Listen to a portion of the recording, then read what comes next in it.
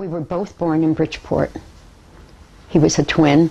We were both born in Bridgeport. My family moved to Milford. We didn't move back to Bridgeport again until after my brother had been hit by a car and was in St. Vincent's for a very long time. That brought us back to Bridgeport.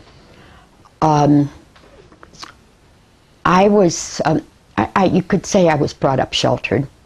I mean, I was in Laurelton, and I was brought up sheltered. Then when we moved to Bridgeport, my family got involved a great deal with St. Charles, and that was like a real all-Irish parish at that time. And they were very much involved with the church. Mama was, and so was Dad. And so as a result of that, we kind of yearned to go back to Milford. We did. We loved Milford. And, living in the city was not what we were used to.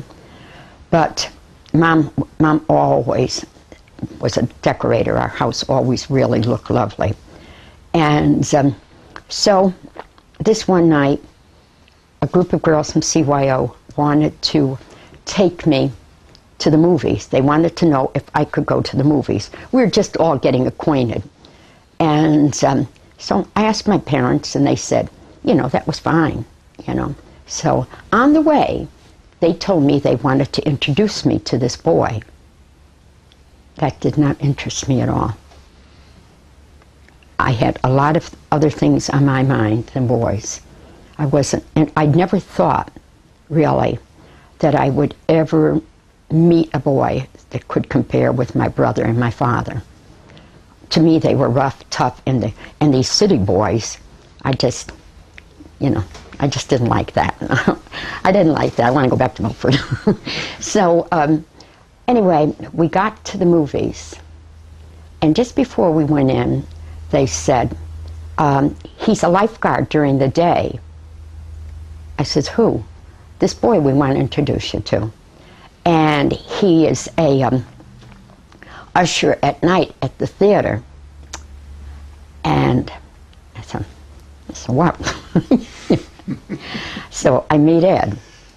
I look at Ed, from the shoes he's wearing that were very polished, to the Argyle socks he had on, to the crease in his pants, to that nice shirt and tie he was wearing. And I thought, what a well-groomed young man you are. That's how I evaluated him. Never been on a date. And so, anyway, this is going to be foreign to you, but there was an air raid. There was defense factories all over Bridgeport, and the enemy came pretty close at, I guess, one time. And so we had air raids, and we had an air raid. So we had to wait till all clear, and then we left. And with that, he's walking out with us. But he knew these girls, he knew them.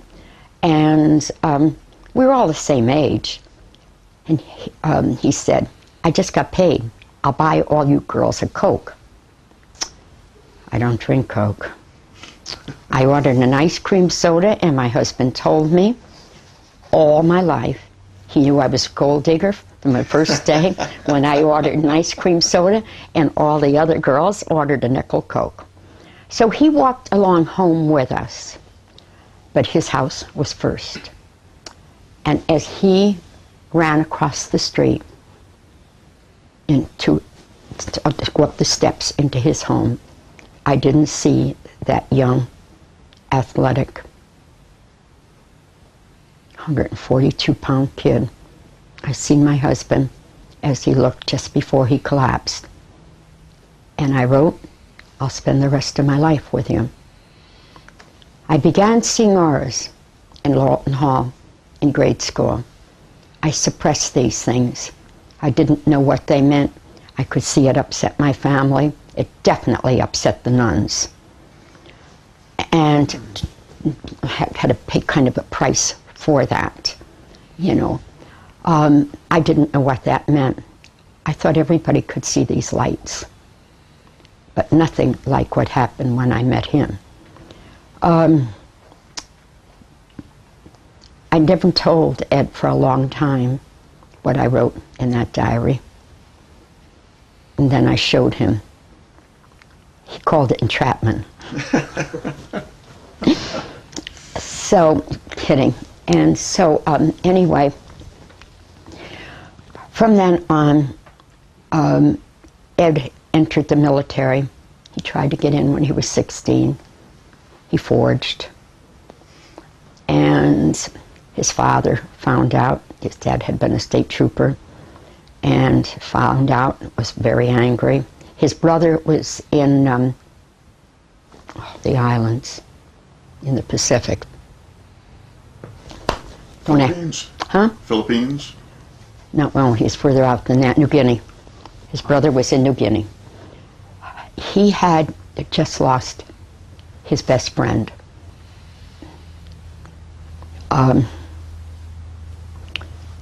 Just a while before that, Pearl Harbor. And he must have thought an awful lot of that man, that young boy, because they had been friends for a long time, and he lost him. He must have been a couple of years older than Ed, too.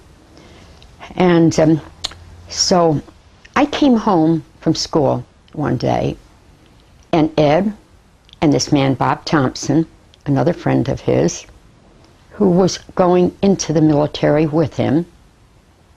This was never talked about.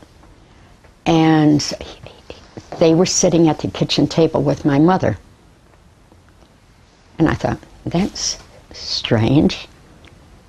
And now, I never really went on dates with Ed. He would go with us, and my parents and brother and sister would go on picnics, and different things like that we would do.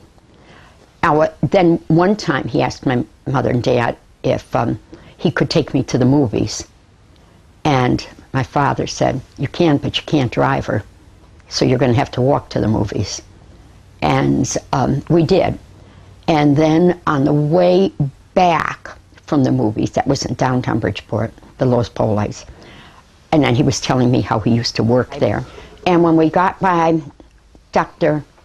Murray's house, he said, can I kiss you goodnight here, because I know I can't do it when I can bring you home. And that was the first time he kissed me. And now when I came home this day, see, he never told me he grew up in a haunted house. He never told me he was enlisting in the military. He never told me anything like that. He never told me that his father was the one who stopped everything because he had forged to get in. He never told me any of that stuff. None of that kind of stuff did he ever tell me. And so as the result of that, I said, why are you here? He said, this is Bob Thompson. I says, hi, Bob. He says, we're going in the Navy. I says, you're going in the Navy? I says, wow. I says, you mean on ships? He says, yeah, I guess I'm going to be on a ship. So as a result of this whole thing, he stayed there, and I found out, that they were going to finally let him enter on his 17th birthday. Ed made 4 crossings across the North Atlantic before he ever turned 18 years old, under fire. Active duty. He was a gunner.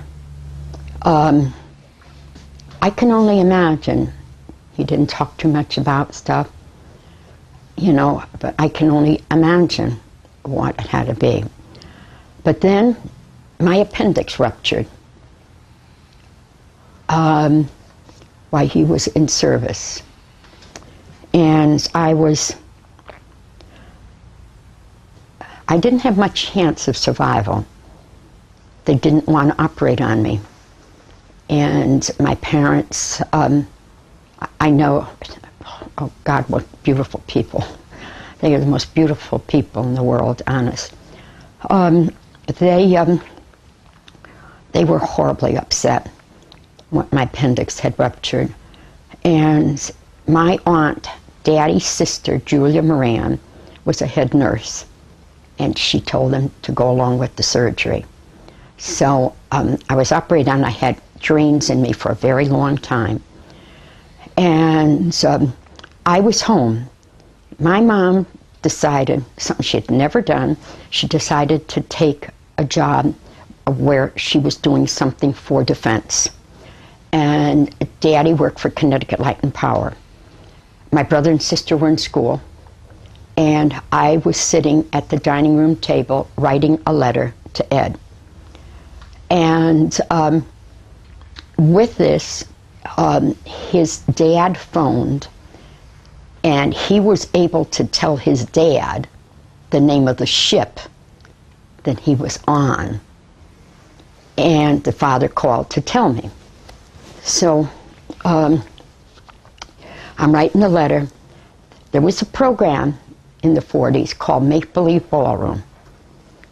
And I was listening to it, and they broke in to say that 2 ships had collided, and there were very few survivors. Ed's ship was one of them. Oh my gosh. And I was scared. I was crying, and the elderly woman next door came over. She just happened to come over, and she was there with me. His father stopped. His father came over to our house, and my mother came home and all. And as a result of this, they never listened. They kept telling the survivors. His name never came up as a survivor. And so finally, we made, his dad and I, we made phone calls. They were bringing the bodies, and they were bringing the victims. Burns were burning to death. Or it was February 5th in the North Atlantic, so you can imagine what that was like. And it was really one of the coldest days. So in New York it was. We found him at the Marine Hospital on Staten Island. And that's where he had been brought. And his father says, "I'm going down in the morning." I said, "So am I." And my parents said, "I don't know how you can possibly go down." I was taped from here to here. They took me down to the doctor, the surgeon that operated on me. And he strapped me all up. Anyway, then we took, I forget what kind of, like a ferry, I think, over to Staten Island. I think it was like a ferry that we took. And Ed became a hero. He saved the life of a young Mexican kid. And that guy didn't swim. Ed never knew how he ever got in the Navy. And Ed told him to get on his back, to get on Ed's back. Ed was a phenomenal swimmer. That Beersley Park, go right underwater, back and forth. There, that's where he was the lifeguard in Beersley Park. He was an excellent swimmer. Of course, an excellent swimmer. In the ice-cold North Atlantic. Yes, and it was the ice that was killing some of them. And it was also the flames.